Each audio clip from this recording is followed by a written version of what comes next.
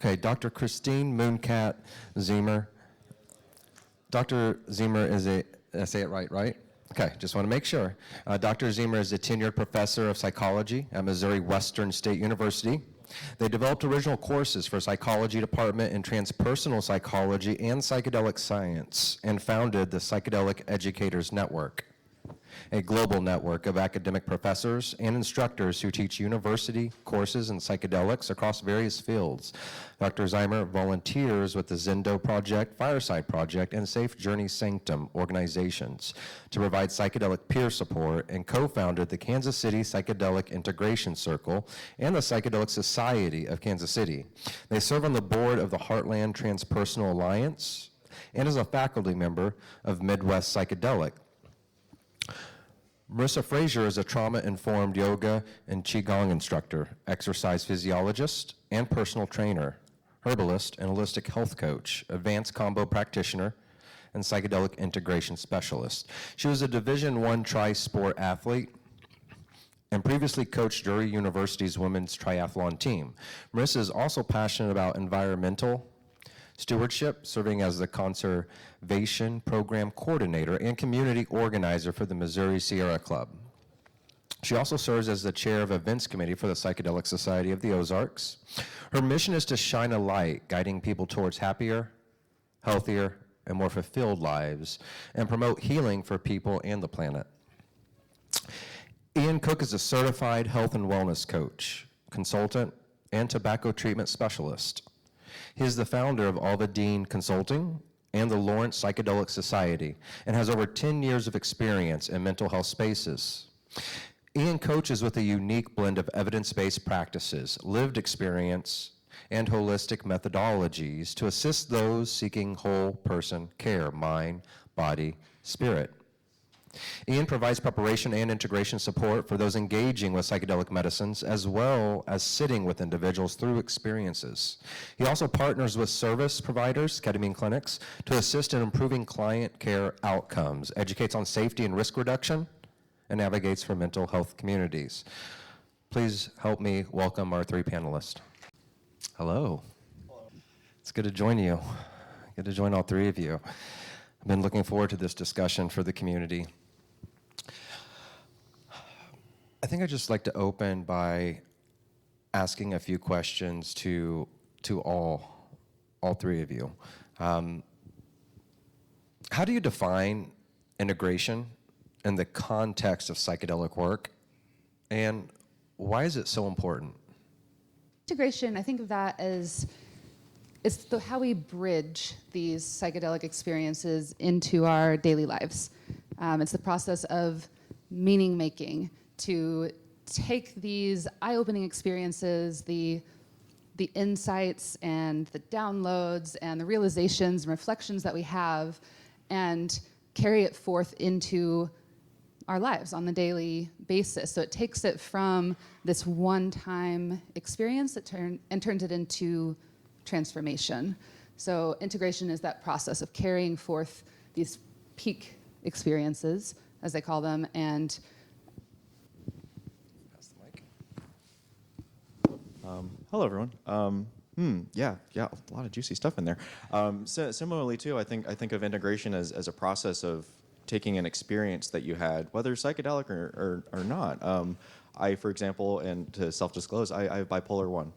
And I am still integrating my bipolar crisis from 4 years ago. And so what does that mean to me is I had an experience of a different kind of consciousness.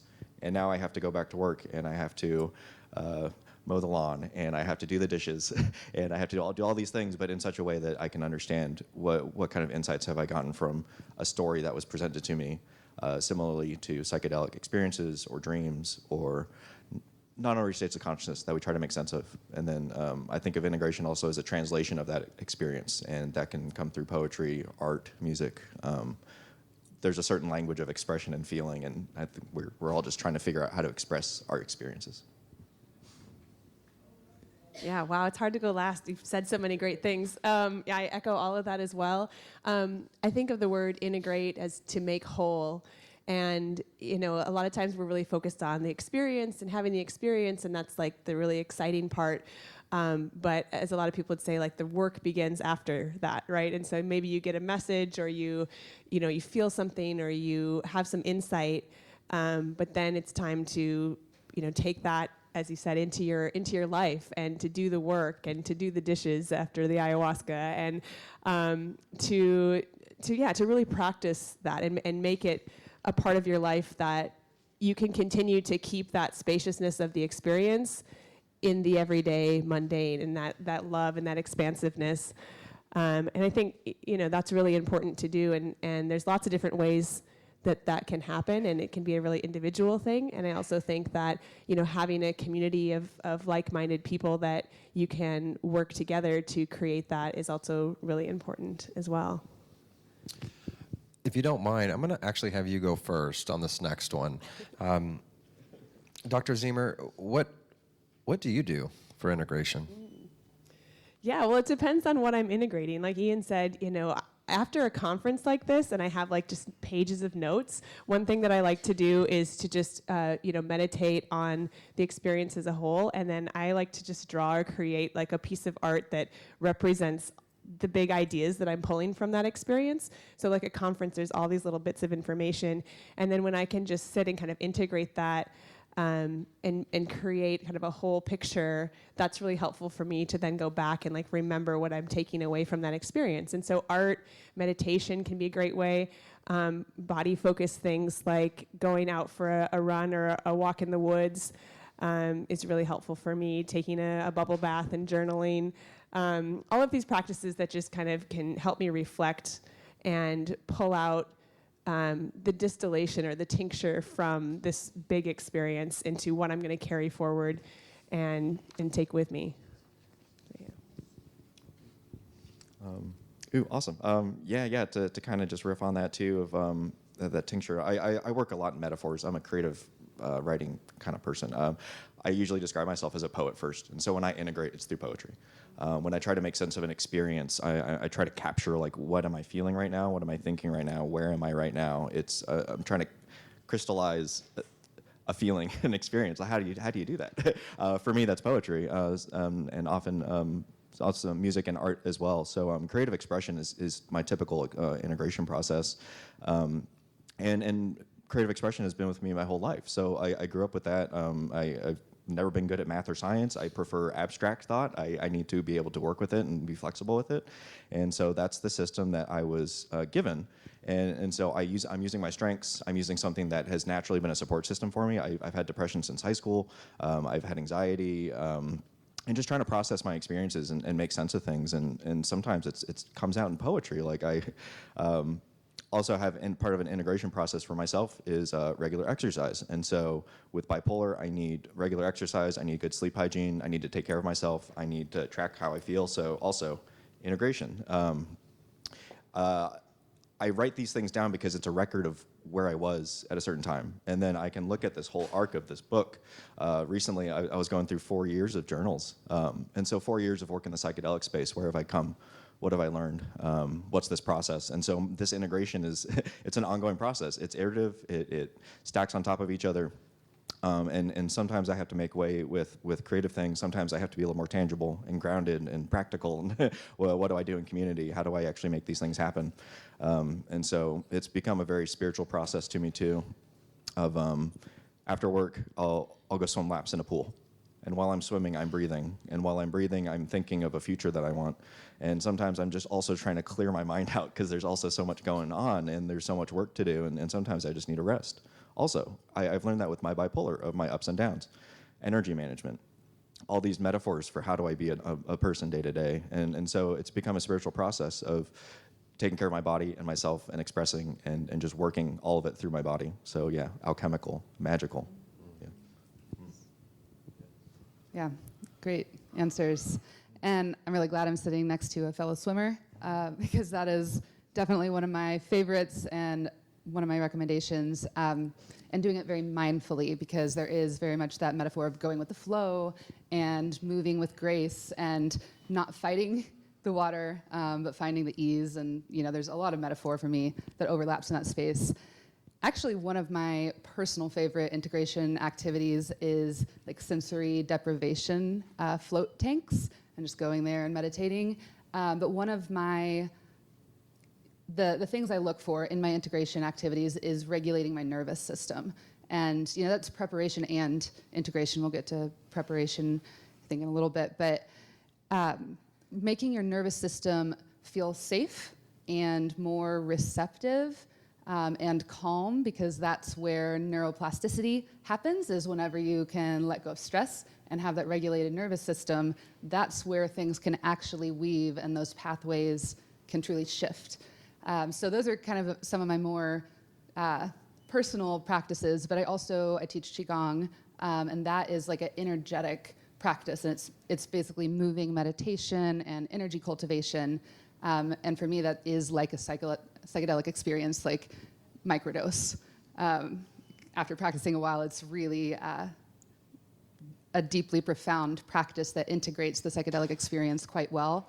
But also yoga, meditation. I find that meditation is a really great way to just tap back into the medicine experience, because you're calming your mind, you're coming back into your body. And anything that allows you to do that taps you back into that medicine state. It gets you back into that regulated, calm state that allows those beautiful downloads to continue.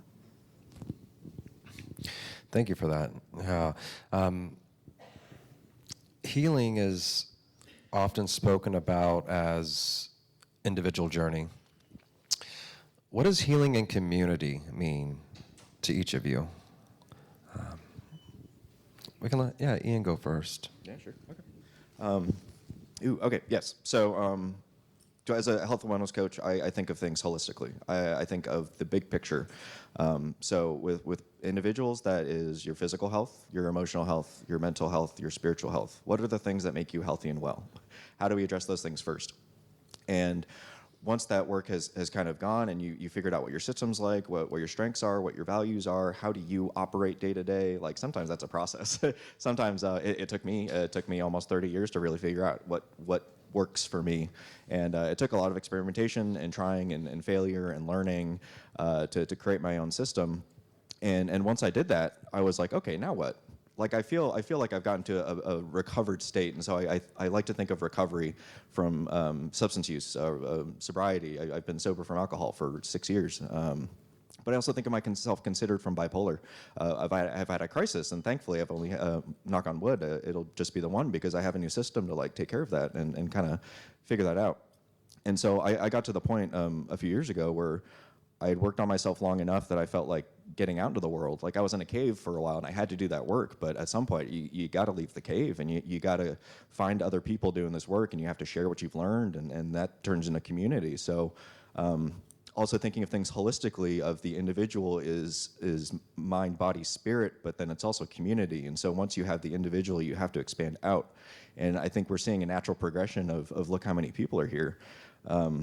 And look how many people continue to show up in these spaces. And so it's people that have gotten to a certain point in their life where they're like, okay, now what? Or you're looking for something to kind of complete that and expand out. And so I think community is the natural extension of what we work on ourselves at. And then we look for something bigger, and then we find community, and then we look for something bigger. And it just keeps going. So we're getting back into unity with everything. Right. Yeah, I totally agree. And I, we're social creatures, so, we can do all this inner work, but we're not going to just live in our own inner selves, right? We want to connect, and we want to share love and socialization and connection with our families, with our friends, with our communities, with our neighbors. And so, the inner work will only get you so far. And then it's when you can share that and have it seen and validated and spread that and validate other people's experiences, that's so magical. And, I've been running an integration group in Kansas City for about 2.5 years now. And the magic of just sitting in a circle and talking about your experiences with people who get it, who are like-minded, who are not going to judge you, who are just going to listen with an open heart, that's magic. Just being able to say it out loud and be heard and be seen and be witnessed. And so I think that community is a really integral part of healing and of integration and this whole process. And we can't do it alone. If you think about the spiritual traditions that a lot of this we're is coming from, from different traditions all around the world and throughout history. It was mostly done in circles and in ceremonies and in group settings, or integrated in that way. And so I think that that's a really important piece that sometimes all the focus on the medical model and the individual healing kind of misses that point, because it makes it so, we're so individualized and isolated in this country, and we want to just like fix ourselves, but we forget about the piece of healing within our communities, and that's where we live, and that's where, we need to come back to. Yeah, echoing everything that they said, and also adding to what Mooncat was saying, like whenever we are witnessed and supported, the healing goes so much deeper. But also when you get to know people well and you're weaving your lives together, it provides a sense of safety and reflection, as well as accountability. Like when you know people well and they're willing to, because you trust each other and you have that safety with each other, they're willing to also help you reflect and see your blind spots. And I think that is an important part of the process as well. You have that safety and connection with each other, that it allows that to go deeper. And that builds safety and into the whole group container as well. And that helps us build this movement farther and wider whenever people know each other really well, and you can help to establish safe communities and know that people are doing things with integrity. And another piece about the individual healing that I think is really important to bring into the community space is when we connect with community, when we're healing in community, we're realizing that the struggles that we have overcome and the lessons that we've learned from that allows us to then help other people. And it creates a map for other people who are going through that kind of experience, and allows us to understand and have empathy and hold space. And that takes that work that much deeper. So it automatically just brings it from beyond this self-healing into something that is healing a lot of people, and that ripples out, and that's how we create cultural shifts. And I am an activist at heart. I really do believe in change making and trying to create those cultural shifts. That's something that I think this work should be, at least for me, it points me towards. I want to help heal communities. I want to help shift culture. I want to create structures that better support people and the earth. And so healing in community is that natural next step where people are feeling connected. We're no longer in survival mode. And that's how we create this larger change and a world that is supportive for people. I really appreciate all three of your answers to that question, because it goes to show just how important community healing is. A lot of times we talk about how the entheogens and the psychedelics are the medicine. The sacraments are the medicine. But there's so much medicine just in community and connection, as all three of you spoke about, so thank you for that. What is psychedelic preparation, and what practices or approaches do you recommend for someone preparing for a psychedelic experience? Good question. And we're actually kind of coming back, because preparation is what comes first. But I think that it makes a lot of sense to frame it this way, because if you are preparing for a journey with your integration in mind, you're going to have a lot better time landing from your experience. So the preparation is preparing your nervous system, opening yourself up, getting your body ready, and in that, your nervous system in that safe, open, receptive state, so that whenever the medicine experience does hit, it's not this jarring shift, and all of a sudden you're like you haven't primed your system or opened yourself to start to receive those reflections or set your intention or been willing to look at things that are coming up. And even, sometimes you'll notice when you're really in that open, receptive state, you'll start to realize things before the medicine journey even happens. And when it does, it's just a natural unfolding. You're ready to let go. You're ready to look at things deeper. And if you've properly prepared the body, then there's a much softer landing that comes in that integration phase. But again, anything that is regulating your nervous system, getting you in that safe, receptive state, and something that I make sure to do a lot of is time in nature, both in preparation and integration, because it is, studies show that it regulates the system, it calms the stress response, it makes you feel a lot happier, and it connects you to something greater, something beyond the self. So that's a really optimal activity to be doing for preparation and integration.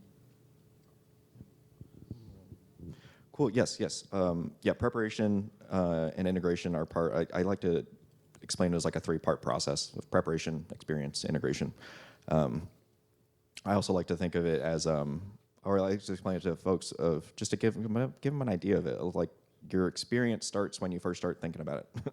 That's when you start this process, and so you have to start wanting change. You have to want something different. You set there's that initial intention that like shifts you in such a way that you're like, okay, maybe I should use this medicine for this purpose to make this change.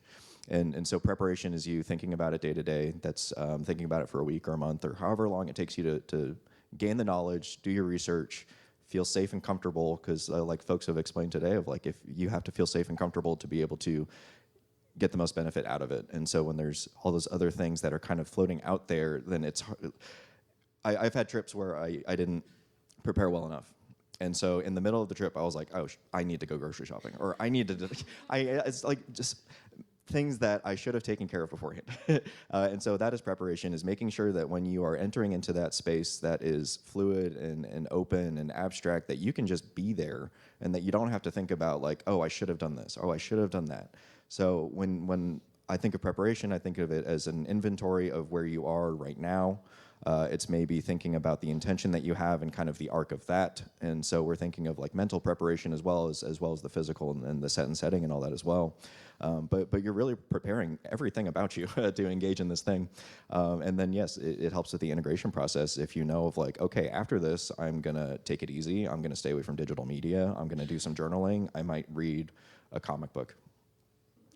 Something like, it doesn't have to be super, super complex, but like you can have this idea of the arc of this journey, and that can make it that much more of a productive experience when you don't have all these other things that are just like, we're trying to minimize the chaos and we're trying to minimize risk, and how can we make this the most beneficial so that you don't have to keep going back to it as much as some people sometimes can. So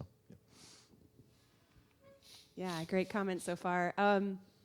Yeah, I like the idea of, your journey starts when you set the intention or you decide to do it. There, people who go to Burning Man sometimes say, as soon as you leave your door to go to Burning Man, you're at Burning Man.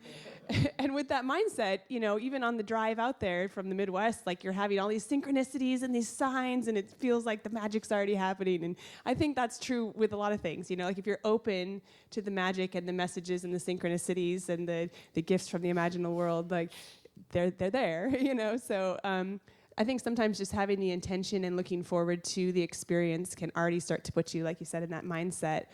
And also, we tend to think of them as these discrete periods of preparation, experience, integration.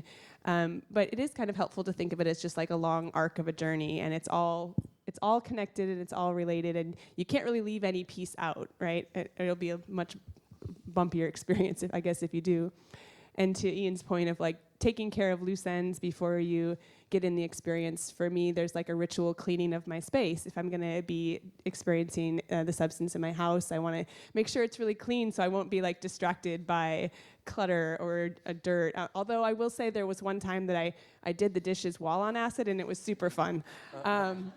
But usually, you want to make sure that you can just really focus on your whatever experience comes up and really be in that moment. And so whatever distractions, whatever to-do list things that you can comfortably check off and put aside that space and intention that can really help you to just go deeper into the experience as well.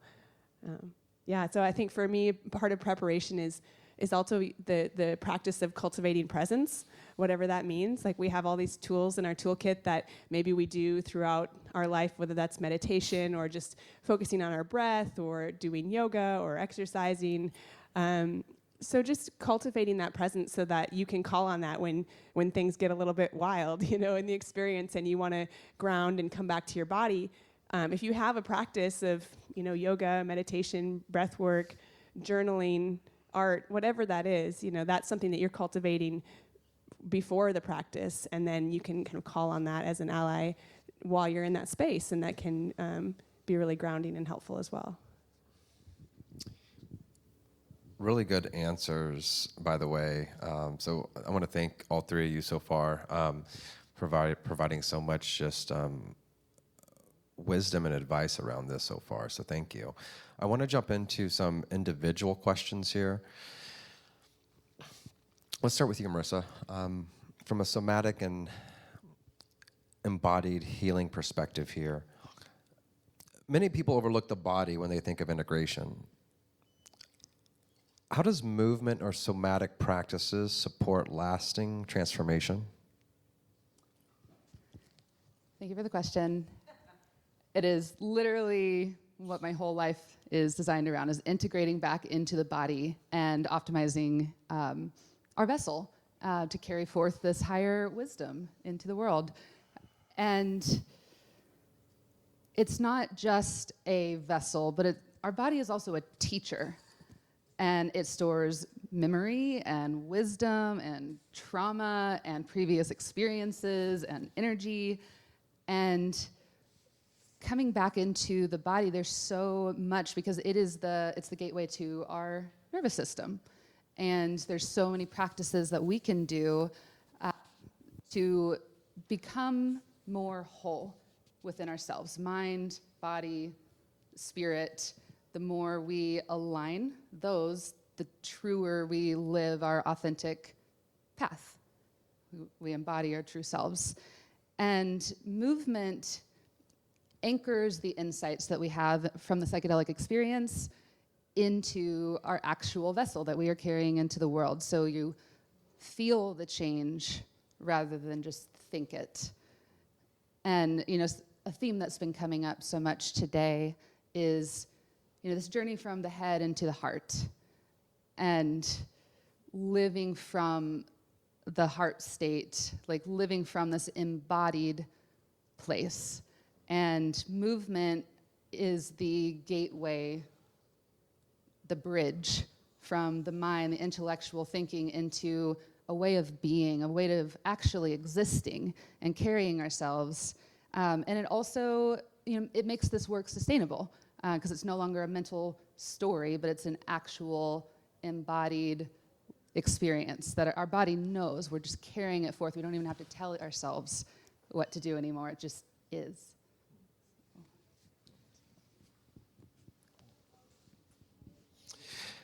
Yeah, Ian, I have one for you here. This is from a coaching and holistic care aspect. How does coaching differ from therapy in helping people integrate psychedelic experiences? Yes, thank you for that question. Yes, and that is something I get often asked about. Yes, what is coaching? Like, what is it? When you think of a coach, you think of, I think of sports. Like, my dad was my coach in baseball growing up. So I think of a support, someone that taught me something, someone that was there with me to help me when I failed and encouraged me. Nothing but encouragement from my dad in baseball, because he loved it and he was showing me something he loved. So that's what I think of a coach. I think of my dad. So with coaching, it is different than therapy. And so even with my work with clients, and I have, Alvadine Consulting is my private coaching and consulting business. I also, in my day job, I work at a community mental health center as a case manager and also health and wellness coach. And in that, I have limits of my service. I can't provide mental health assistance. I can't diagnose. I can't prescribe. There's certain things I cannot do because it's not in my scope of practice. And so what is in my scope of practice is helping people with change, helping people with motivation, working through ambivalence of, for example, if someone wants to stop smoking. Of course, there's health risks. Like smokers, I was a smoker for 10 years. I know there's health risks, but I didn't want to stop for 10 years. What made me stop? It was me and my partner wanting to quit together. That was the motivation. there are certain things that are moving us to do certain things, and previously smoking served me a purpose. It was stress relief. After work, I would sit on my porch and play guitar and smoke a cigarette, and that was serving a purpose for me. And so when I think of coaching, I think of I'm trying to make a change. I'm trying to implement an insight or something that came from a psychedelic experience, and then I'm trying to put that into my day-to-day life. And so how do we do that is there's tools and there's tips for that. And so I think of therapy as treating and healing, and then I think of coaching as implementing and maintaining. And so I work with therapists in my work. I am not an individual person, so I think of these things again of this wraparound care of I can help with certain things in change and growth and the day-to-day and the problem solving, and then we can take those practices into seeing how they work with their therapist, and vice versa. They can take insights from therapy and then say, like, how can I practically implement this into my day-to-day life? And so it's part of a wraparound. I think of all this as an ecosystem of the individual, and there's so much that can be done when all these different dimensions are taken care of as well. And so it's nice that I'm learning things in community mental health, and I've also taken my learnings in psychedelic experiences and working with folks in that space as well, and it's the same base mechanisms. All this work is based in how do we make change, how do we grow, client-centered work, values, strengths. We're all aiming for this larger goal, and we all have different roles that we can play in that space as well. And so I like to show up, I get to show up at sessions and say, how can I help you today? What are you working on? Let's talk about it. Thank you for that. Dr. Ziemer, from a psychedelic education and peer support aspect, how do you see academic and community-based approaches coming together to shape the future of psychedelic integration? That's a good one. Yeah, that's kind of the two areas that I have a foot in both sides. So I'm a university professor at Missouri Western State University, north of Kansas City, and I St. Joe, and I teach classes there in the psychology department on psychedelics, on transpersonal psychology, which includes, breath work and meditation and other ways that we can get beyond the ego self. And so it's been really interesting in the academic world talking about these things. It's here at the conference, you've got a lot of like-minded people. You all are here because a lot of you have had experiences. You're in the field in some way. You're curious. You want to know more. You want to get more involved, or you are really involved. And then in the academic side, you get kids that are like, this just fit in my schedule, What's a psychedelic? And so it's been really rewarding to be kind of in that world of just providing, real basic psychedelics 101, safety, education, harm reduction, talking about the roots of psychedelic use, both in Western culture and around the globe. And then the other side is I'm organizing the Psychedelic Society in Kansas City, and so that's more of the community-based, and we do a lot of the same kinds of things, is bringing in speakers and education and doing peer support and harm reduction and talking about the importance of preparation and integration. And I think it's really important to have all different types of communities around psychedelics because you will get the people that are naturally kind of drawn to it. But I think just including it more in our healthcare education, our psychology education, our nursing, social work, criminal justice education, how great it would be for more people to just have a basic understanding about what these substances are, what they can do, what they can't do, what's their safety profiles, what are the real dangers apart from the overblown drug war propaganda. And so I really see that kind of all as part of the same picture of just building community and education as a real harm reduction. I'd love to see it taught more in even like high schools, and just public school system. We're not even really teaching sex education. We're just abstinence only for drugs and sex. And so I think we've got a long ways to go until they're ready to let me come into the high school classroom and give them some real talk about psychedelics. But I think we'll get there. And I think it's important. And, if we just tell people to just say no, then if they decide to do it or they're exposed to it, then they don't know how to do it safely, or they don't know who to talk to about how to get help, or support. And so, and then that backfires on all this work that we're doing for psychedelic healing and for legalization. If people are having negative experiences, then that's just, again, showing the media, like, look how bad they are, and we can prevent a lot of that with just peer support and education. And so I'm a big champion of that. And I think in all of our ways, just the conversations that we have with the people in our lives, talking to your neighbors, talking to your family, in whatever small or big ways that you can, and share your experiences, and that helps us all be safer, and it helps build more community around this, and I think that's really important. Excellent. We have a couple minutes left here.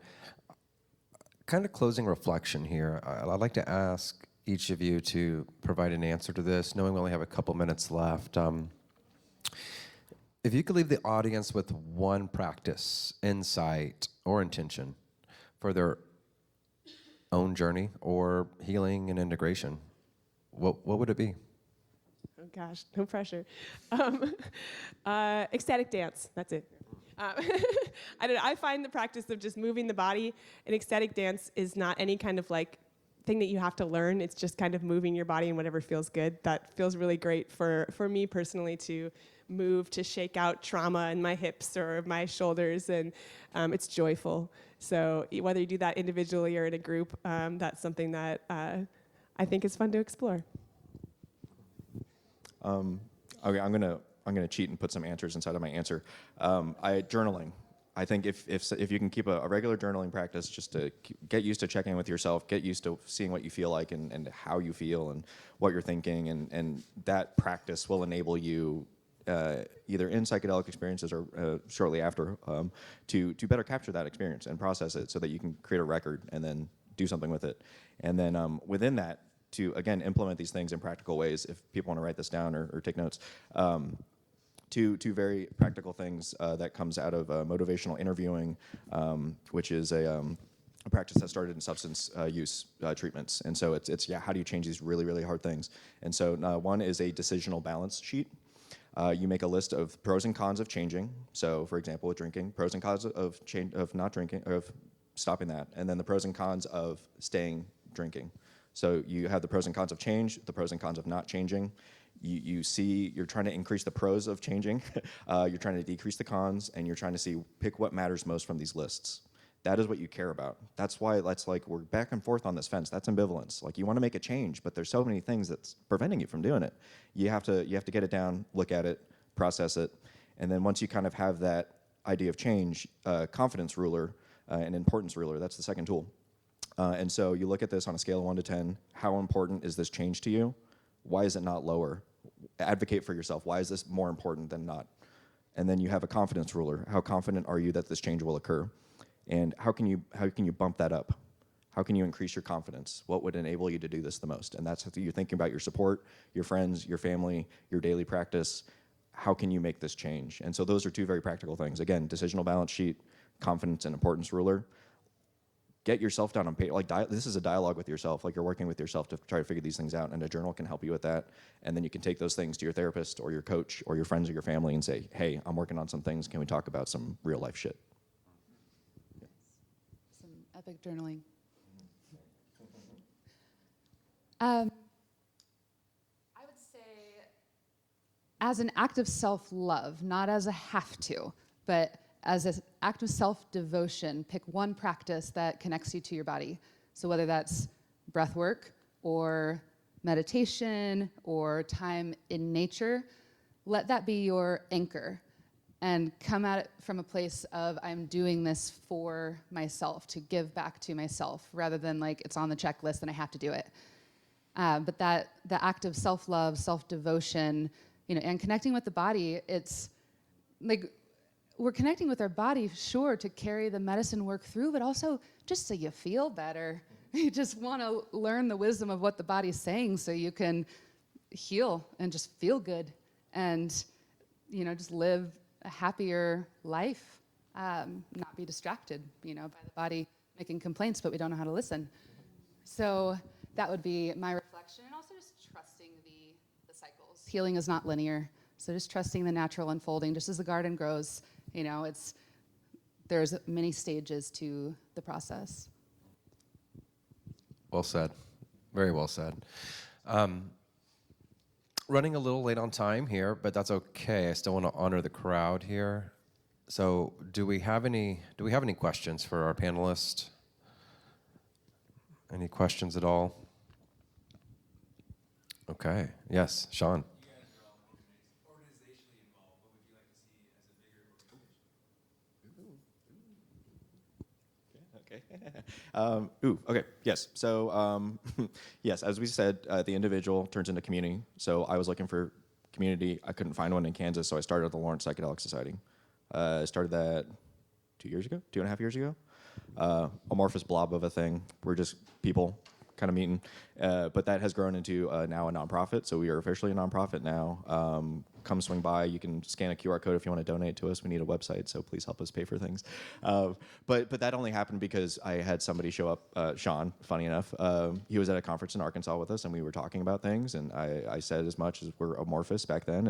And Sean came and says, hey, I want to do this thing. I want to make us official. And I was waiting for somebody to do that because I don't have the time or energy for that. And so that happened.